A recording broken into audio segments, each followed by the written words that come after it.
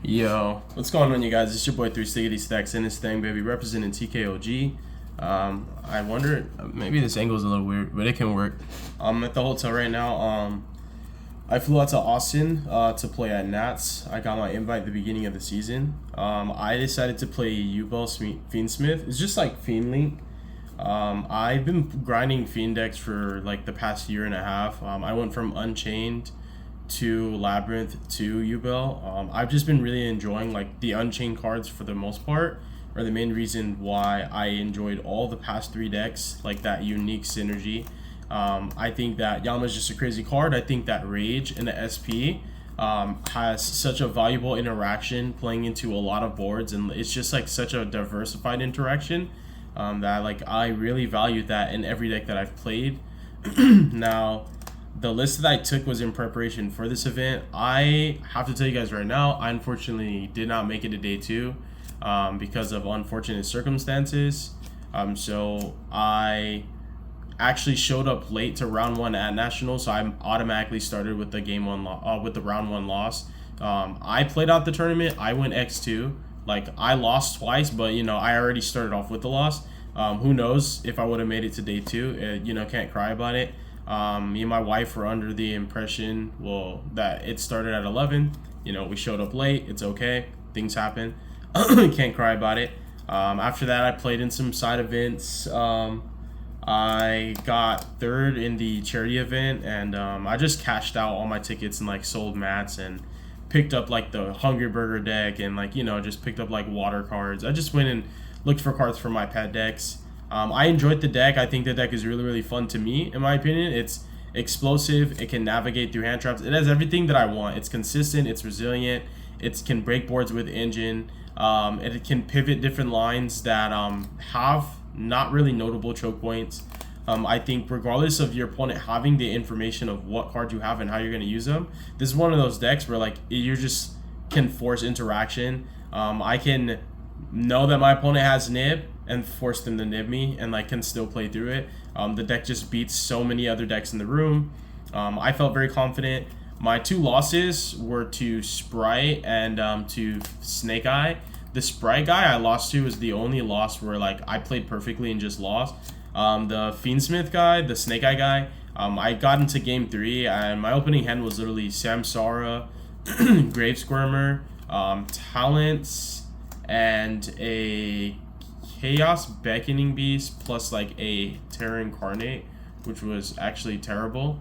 So yeah, Lotus, Squirmer, Talents, Summoning Guy, Terror. Droll was my only hand trap, and I did not really like Droll that much because I played so many Snake Eyes. I played what? The non-Snake Eye decks that I played were Sprite and 2 Tin Pie.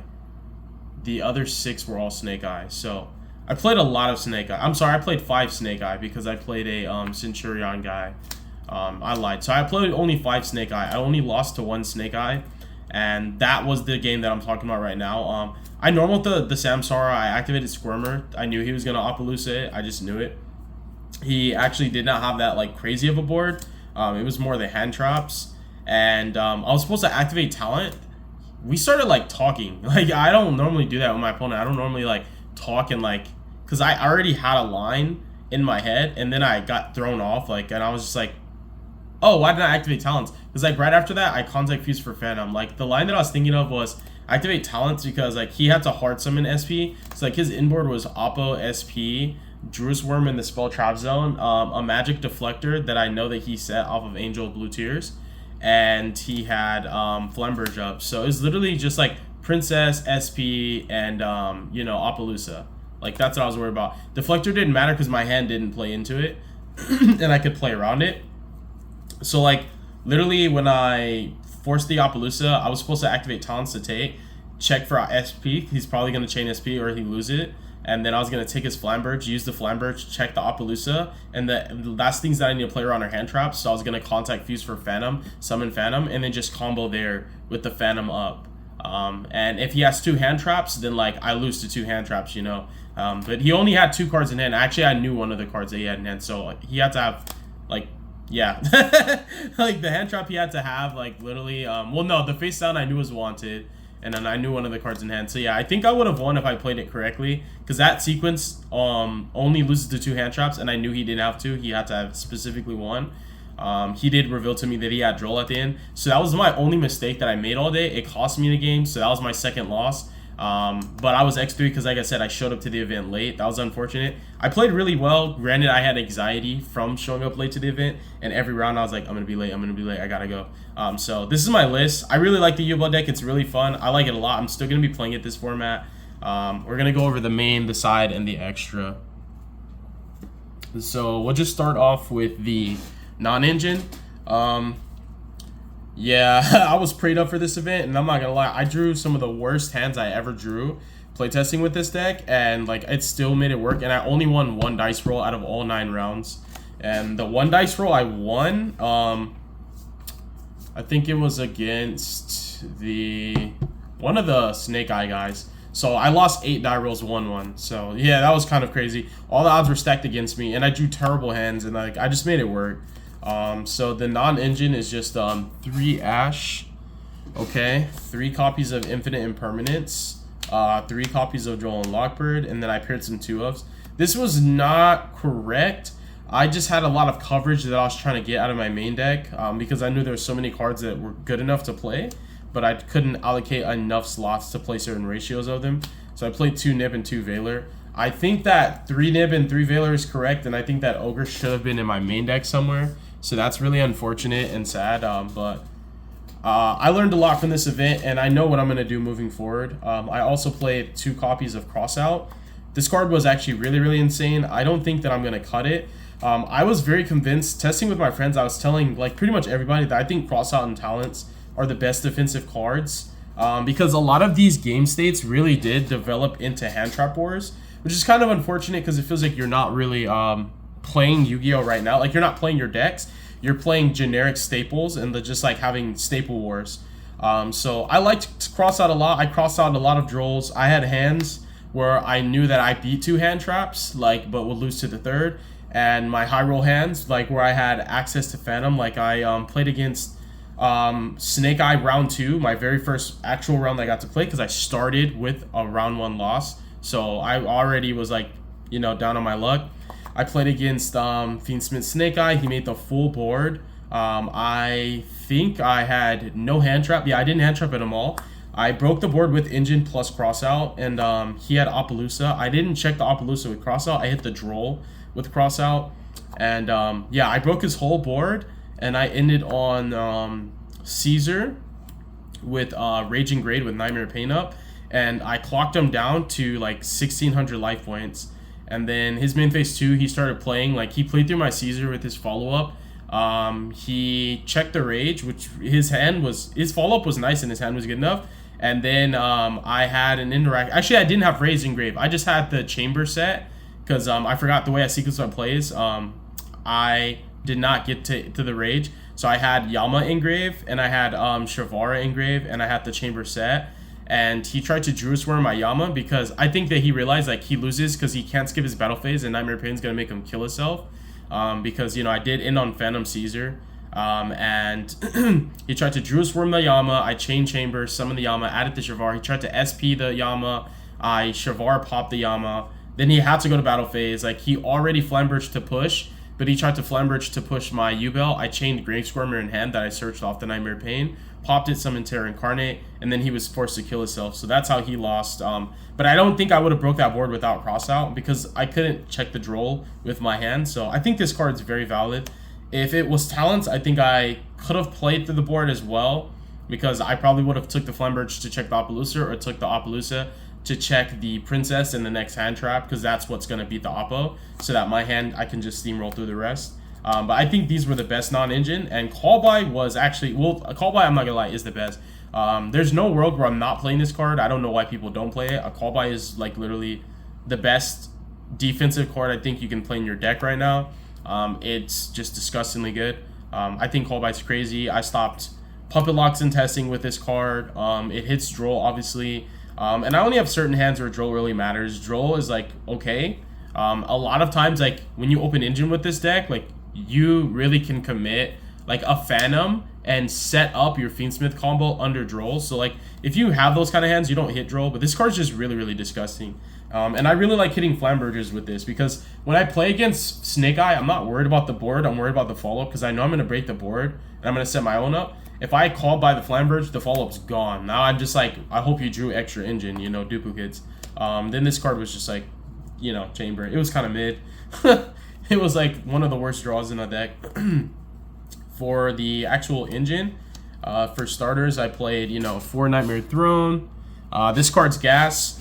I don't play standard lines on YUBEL. All my combos were crafted by myself and in playtesting. And every time I resolved this card, unless it was the only engine I had, I was just popping Spirit from deck.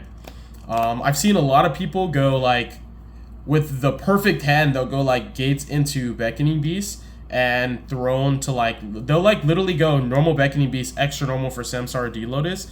That loses to so many more hand traps than like, the cleanest line into the deck is actually like Gates and Throne. Like, what's also cool is if it's not Gates and start Beckoning Beast, this line always beats 2 imperms no matter what. Like, you can start by normaling the Beast. It'll get impermed 10 times out of 10 because that kills 3 bodies. 3 bodies alone is full combo. So, like, you have to imperm this. You activate Throne, and then you're going to go ahead and, like, pop the Spirit, summon out the OG, make Yama. That's always going to get impermed. If you don't imperm the Yama, then anything that you try to imperm afterwards will get checked by Servara. So that's why you have to imperm Yama. And then you just make Phantom and combo anyway. So this always beats 2 imperms, or imperm Veiler, or, like, Mourner Veiler, or whatever. 2 effect negation hand traps. So this is, like, the best 2-card combo in the deck is going to be the Gates, or anything that accesses Gates, plus Throne. That's the strongest 2-card combo this deck has, in my opinion. It's the safest playing into so many hand traps outside of Droll. So I played the 3 and 2 on the Beast and the Gates. I think that Gates, I'm checking here, make sure you guys can see it. Yeah, I think that Gates is a superior card in comparison to Nightmare Throne. It plays through so much. It's so much more helpful playing into boards. Nightmare Throne loses to a lot of single hand trap interactions where like Gates doesn't. Gates always checks an imperm. It has to. And I love the Yama lines because, like, again, like a smart player has to Veiler or Mourner the Yama because if they understand that this is a Fiend deck, they know that if they don't Veiler or Imperm or Mourner the Yama, then I'm going to add a card that's going to beat the Veiler, Imperm, or Mourner anywhere through the rest of my sequencing. And I play differently. A lot of people don't go into Yama first and then into the Fiendsmith engine. I always am playing with Yama, Engrave, and Shavar in hand because it's cleaner into like Imperm plus Nib with Phantom up. Like, because people will preemptively like literally activate Imperm, and like now you know they have Nib, they're gonna activate the Nib, and like you're just gonna let it happen, but you're gonna change Shavara, and you're gonna play through it anyway. So it's really, really nice. It's really clean. The other starters are the 1-for-1 and the 3 Samsara D-Lotus. This is both the best and the worst 1-card starter in the deck. However, because this card is an Ash bait, it's a lot easier to play with your high roll hands when you are starting with this because like you know this is going to eat Ash every time. Like if I have Throne plus this, then obviously like the Throne might eat the Ash, and if the Throne doesn't, I'm just going to make Phantom anyways. But it's always correct to Ash this or Throne because they just make Phantom anyway, so like you kind of have to just check the Phantom. Otherwise your Ash just diminishes in value. I also love that people are still imperming and Veiloring this on summon, and it's really easy to play past that. You have a lot of ways to extend with Squirmer.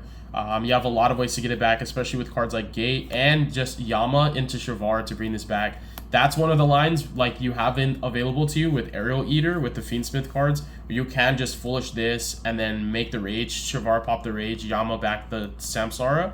Like, you'll be playing into Nib more, but you'll be playing into Nib with Shavara unfilled, which was set Chamber, and, like, Rage Engrave is still really, really strong, especially against Snake Eye. It's really crazy when they have Witch. Like, the Rage is, like, broken against Witch. So, like these cards a lot. I think they're really, really strong. One of my other favorite 2-card lines is Samsara plus Squirmer. You just normal it, summon the Squirmer, make the Yama. You're going to check for the Droll, and then if they don't Imperm or Veiler Yama, which is kind of funny because sometimes when you just normal this, people do just Imperm or Veiler and put you on Better Habit, which is okay, because if you don't have it, you lose, right? So, like, this plus Squirmer can potentially eat 2 hand traps, and it has. At Nationals it did. You make the Yama, and most people don't hand trap Yama unless they're good, and then, like, sometimes they do, and, like, that's fine, too. and you just squirmer this back, you know, and then just like go into your combo. And then I played 3 engravers. I was fortunate at sneak peek. I got everything I needed, and I pulled a QCR mulch army and a QCR engraver. RNG's been insane. I also pulled like 4 other secrets. I got like a lot of broken secrets at sneak peek. Pulled a ulti thrust at nationals. Packs went crazy. RNG was insane. I think I made like almost 300 just off of like what I was doing with side events and stuff. The engravers are crazy. This card obviously is like, there's pros and cons to engraver. I think that engraver is very, very powerful in the sense that like my hands that are good, where I know like I can play through a multitude of hand traps, it's almost like correct to engraver and then grab tracked, activate tracked, and check for ash if they have to ash this. And the reason why they're gonna ash this is because you're making your hand look weak. It's called reverse psychology. I don't play the game. I play my opponents. That's what I do. You activate track, they're gonna ash it, and then you just combo anyways. And YUBEL is very resilient. It plays through a lot of hand traps. I think the best hand trap combination I played through at Nats was Droll, Imperm, Nib, and the other one was Ash, Mourner, Ogre. And it just like, if your hand's good enough, you're gonna play through it, and that's what makes this deck so strong. But you also can play through hand traps better with your sequencing, which is obviously sometimes you prioritize your important cards, save those for last, or you play like a busted card like Engraver first, right? And then like you activate track, and they're gonna ash it because it makes your hand look like this is your only starter. Because if this is not your only starter, you use it as an extender. But if you use it and the quality, you know, the inverse quality of what the card is, you can psych your opponent into thinking that your hand's weak when it's actually insane. And I like doing tactics like that. And then the 1 Lori, and then the 1 Pain. That's all the starters. Next up, the extenders are just 2 Spirit. The hand trap effect actually won me a game. I nibbed a Snake Eye player. I literally Droll nibbed him, and then he went into battle phase. I summoned the nib in attack position on, I summoned the nib in defense position on purpose. The token I gave him wasn't large. And that's the other thing that I think is really cool with nib because of Nightmare Pain interactions, like summoning the nib token in attack, and just like, I won so many games in testing and at Nats, just like attacking nib tokens with Nightmare Pain. It was actually just broken. But the hand trap interaction in battle phase actually came up clutch. I knew that he would do it because like I hadn't Fiendsmith comboed, so I knew he was gonna clear the nib because any normal summon, even if it's a hand trap, like because he had no other like he had like burned through all of his gas, it just would have won. So this card was actually crazy because like he didn't have any gas left, but he did have Valor Droll. And I grabbed the Nightmare Pain, and like I was able to play because like I had Nightmare Pain plus like an extender, and like I hadn't done my Fiendsmith stuff. Like it was crazy. It was a game where I bricked on hand traps and I still won. Two Grave Skirmer.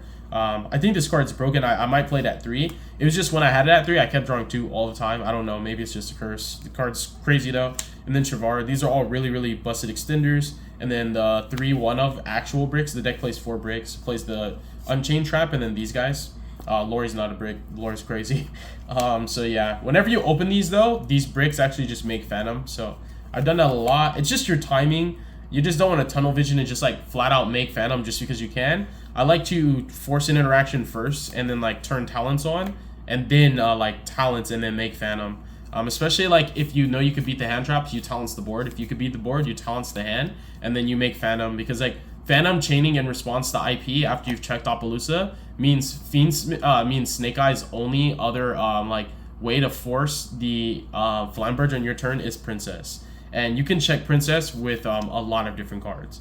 So my side deck, I'm only gonna show 12 because there's still 3 cards that were blowout at nationals that nobody was on. Like nobody was on my combo. I was watching everybody, nobody was on my combo, and I'm gonna keep it secret just for a little bit longer. But I played 3 Molcharmy, 3 Ogre. These should have been in the main. I just knew Ogre was like not gonna be the best diversified into the format, but I should have known. Like I was prepared to. I came to win, and I should have known I was gonna be playing Snake Eye all day. This card's crazy against Snake Eye. Screw like it being a hand trap. I just loved Ogre always checking IPs, and Appaloosas is just really, really, really strong. I like Ogre a lot. I think card's crazy. It's pretty broken. It's good against my deck. It's good against a lot of decks. It's a really, really strong hand trap. As long as people are like ending on IP Appaloosa, Ogre's always going to be insane. Talents, again, this card, I don't know why people are even sleeping on it. I think Talents is broken. I wanted to main deck too, but like my ratios are weird. I wanted to play 3 Crossout, 3 Talents, what I came to was like a cool formula to like get what I want and still have the ratios. So I played 2 cross out, 1 talents, 1 called by, and I side decked the second talents. I knew that cross out was better, like talents was better going second than it was going first, because like I can have a hand where like my hand's not that strong, get hand trapped, and I have talents, and I might not be able to play through it, but like cross out allows me to like completely mitigate that hand trap and like keep playing past that point. And that's really good because specifically my hands that lost to Droll, cross out beat those, and like talents did not always. But the card is actually crazy. People are always hitting on Appaloosa. Taking Appaloosa is one thing, forcing interactions another, but taking the only fire monster on the board against Snake Eye cuts off Princess and cuts off the follow-up. And Flamberge is at 3,000, so it checks the rest of the board for you, and you can use their Flamberge. If the Appaloosa has been burned through, because they always end on a 2-mat, the Oppo's been burned through, you just take the Flamberge and like you just check the next resource, which is just broken. And like Princess turned off, their follow-ups turned off. You're not gonna give back the Flamberge until you have the negate to actually stop its graveyard effect. So this card's crazy. It should have been at 3. I think Talents is really, really broken. How I Talents going first is I never take hand traps with this card. I think it's people are bozos for taking hand traps with Talents. I personally believe that Talents should always take Engine, even if my hand doesn't beat the next 2 hand traps. What I do know is I don't need to actually in on a board if my opponent can't play. Like, I can in on a Phantom with follow-up and pass if I know my opponent's top decking into a starter and I have hand traps in a Phantom. I don't know. People just don't use their brains sometimes, but yeah, people take talent, like, use talents to rip hand traps all the time after they get hand trap because, like, they want to be greedy and they want to waste 10 more minutes on the clock to combo, make their board. When the point of the, if the point of the board is to make sure your opponent cannot play, then taking Engine with talents will do the same thing, have the same result, but also save time on the clock.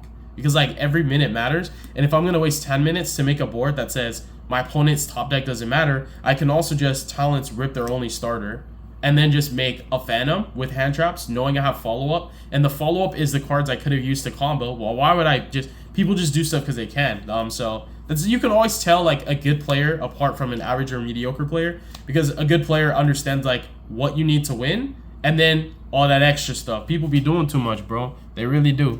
And then I played 3 Bystials. This is incorrect. It should have been more. These definitely should have been at a higher count. I think Ogre should have been in my main, and I should have sided more Bystials. I like Ogre more than Bystials, even though if you expect to play Snake Eye all day, Bystials are insane against that deck because they hit the Fiendsmith cards and they hit the IP, which checks SP and forces them to make SP on their turn. And then instead of Cosmics for like grindier decks, I played Desiree and Mature Chronicle. I think this card's broken. Mature Chronicle is actually insane. It's literally broken. If you're playing against like Runic Stun and they skill drain you, well, their Hugin cannot use its replacement effect. So you just summon a bunch of YUBEL monsters. You have so many ways to play under skill drain. In fact, this deck can side deck skill drain, so I don't even know why Runic Stun people try and skill drain a deck that's infamous for playing skill drain, but whatever, bro. Beats me. But yeah, this card's pretty crazy. You can summon a bunch of YUBEL cards. It outgrinds the Runic matchup as well, which is really, really crazy. You can always add it back with your gates, which makes it even more insane. And every turn, you're just going to be non-targeting, destroying a card on field. It has some pretty gas effects, but the most important effect, and the reason why it's in the side for coverage, is because it acts as a Cosmic Cyclone that you don't have to actually draw into. It's just Engine that you can search. So that gives me the utility of like always being able to deal with back row, whether I draw the right card or not. Same with Desiree. It was for like if I ever played against Labyrinth, because like this card, Caesar's insane too. But this card, not only checking the Labyrinth matchup, but also just being able to like clear resources as it leaves. This card paired with the Mature Chronicle, I felt like were just very valuable. That's just my opinion. The extra was Almirage. This is the reason why Gates always beats a hand trap. Without Almirage, you cannot. So I don't think that's correct to not play this. And like your normal Summon Dark Beckoning Beast, get Imperm, activate Gates hands are like even better. So Close Sky, Requiem, the Yama's like literally insane. The Rage, we have Sequence, SP. SP is really insane. One of the most skillful cards of the format. We have Appaloosa, Double Phantom. I put this back with the field spell all the time. I add it back with Rage with my Unchained cards. This card's just disgusting. Lacrimosa, like yeah, Lacrimosa is amazing.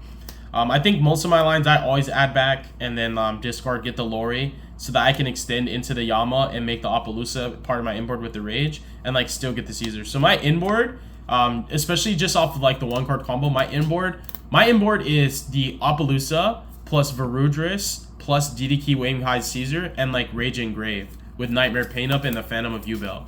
So you literally have Phantom, 1 interruption, Appaloosa, which is a 3-mat, 4 interruptions, Varudris, 5, Omni Negate, and Caesar's always in defense because like you respect the Tempai matchup.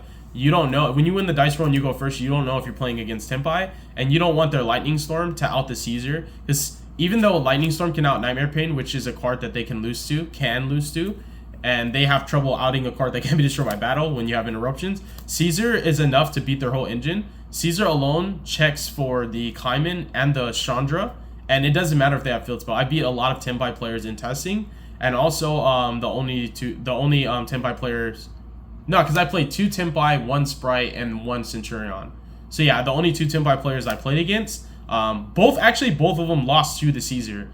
One of them lost to it in game 1, the other one lost to it in game 3. Caesar, it doesn't matter if they have the field spell up. The field spell is just like to protect their guys to resolve, but you don't care about stopping Pydra. All you care about is hitting Chandra in hand and the Sangang Kaiman. And that Caesar does both of those, and the field spell doesn't protect those. So yeah, my inboard's always broken. And I have three extra cards that are like the secret gas. I never lose to board breakers, like even if it's droplets. Yeah, and I'll show those eventually. The Necro Equip. I'm always summoning this and activating Engraver to hand. That interaction comes up a lot. Like when you have Engraver in hand, you still Fiendsmith combo, make this, discard at the tract, and then you're going to get your draw. You burn through so much engine, you have a higher chance to draw a hand drop. I drew a draw one time, I drew a nib the other. I drew an duplicate imperm, which is actually kind of clean. Double imperm and your inboard is insane. Aerial. This is just so that your Fiendsmith engine can always bridge into your YUBELs. And your YUBELs can always bridge into Fiendsmiths because, you know, just 2 monsters on board to combo. The Caesar. Caesar Rage reminds me of my Unchained inboard. I like that this deck has elements of Unchained because I really like the Unchained deck a lot. It has the standard inboard that Unchained has, like which is like Appaloosa, Rage, Caesar, plus Varudris, plus Phantom, plus Nightmare Pain. Nightmare Pain's a floodgate. People kill themselves all the time. You can't skip your battle phase, and you have to attack the YUBEL monsters. So like a lot of times, and that's what I enjoyed about this deck, and another reason why I think this deck's such a strong choice is because this deck is the only deck in the format that can kill your opponent without breaking a board because of Nightmare Pain. And you close games out fast also because of Nightmare Pain. Against Branded, they just end on Mirror Jade and whatever. As long as you don't get Puppy Luck, you can just attack Sanctifier 3 times with Nightmare Pain up. Also, the other thing with Nightmare Pain is people burn through their Nightmare Phoenix in the Fire matchup. So like Phoenix is the only card they have that, and SP, they use it on your turn. So like the Phoenix and the SP are the only cards that out Nightmare Pain. After that, their only prayer is to Flamberge your YUBEL monsters so that Nightmare Pain doesn't kill them, because people are cutting World Sea, so World Sea is not there anymore.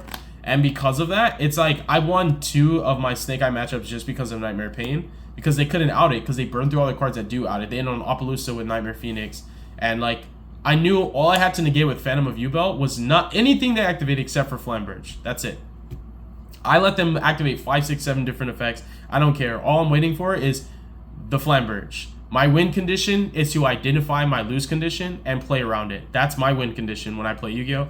You identify what you lose to, play around it, and that's just how you get better at the game. I didn't do that great at the main event. It's okay. A lot of people, you know, it just happens. But thank you guys for watching. God bless you. Make good choices. Don't do drugs. Don't hurt your brain cells. Stay tuned for future content. Y'all have a beautiful day. Peace.